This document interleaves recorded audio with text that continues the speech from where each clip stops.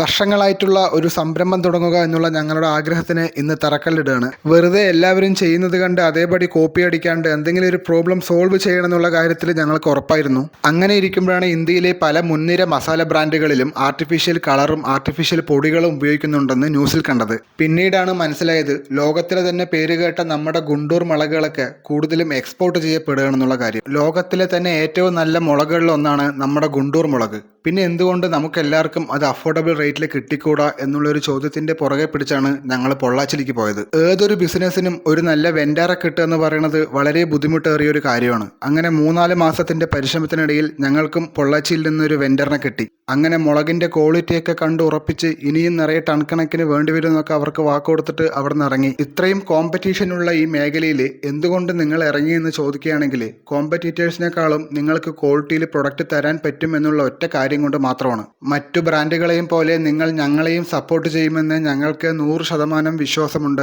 അങ്ങനെ മുളകൊക്കെ ലോഡ് ചെയ്ത് കയറ്റി ഞങ്ങൾ ഓരോ ജ്യൂസും കുടിച്ച് പിരിഞ്ഞു. ബാക്കി നാളെ.